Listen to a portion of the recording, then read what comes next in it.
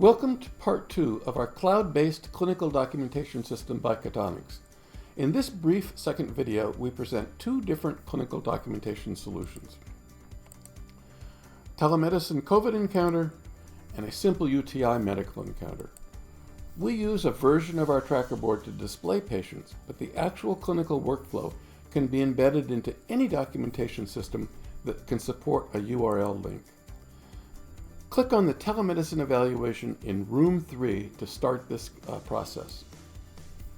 For telemedicine encounters, we have developed a simplified and expedited workflow.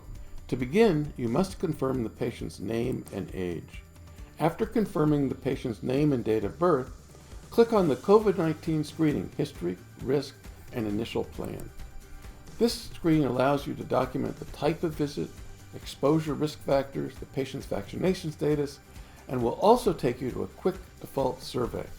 After documenting their vaccination status, click on Quick Default Survey. This patient complained of a cough and runny nose, but did not have any other risk factors such as diabetes, pulmonary disease, or an underlying immunodeficiency. After documenting the symptoms and risk factors, you can place an order for the patient to come to the clinic for testing. In this case, a COVID-19 rapid PCR in-house evaluation was ordered. Ordering a COVID test automatically prompts for the reason and in the background assigns the appropriate ICD-10 codes. You will automatically be brought back to this screen. From here, you could do more documentation or go to the main charting screen. But because you ordered a test, which will take some time for the results, click on Next, and you will return to the main tracker board. When the results are back, clicking on the patient on the tracker board will take you directly to the main clinic charting screen. Since the patient has been sent to the clinic, now clicking on room 3 will automatically take you to the standard clinical documentation screen. This is the main clinic documentation screen. To document the results of the COVID test, click on Sign Orders, and then click in the completed column as shown in the next screen.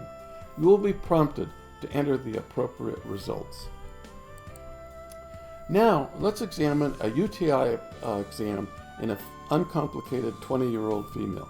By clicking on the patient in room 4, we'll begin the exam.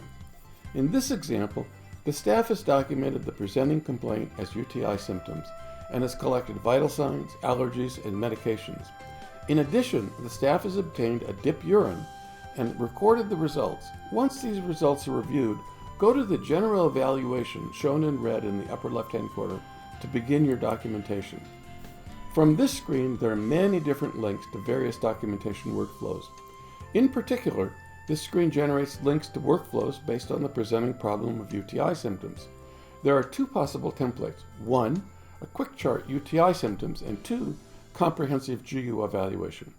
For this simple case, we're going to choose the quick chart option. This is a typical quick chart, which allows for very rapid documentation of simple medical problems. These charts address commonly documented history and physical exam elements and are preloaded as being negative. If you did not address a problem, simply choose NA. In this example, the user stated that the patient had urgency, frequency, and dysuria, and a non-contributory physical exam, and made a diagnosis of acute cystitis. Note, some elements come preloaded with NA, since they may or may not have been addressed.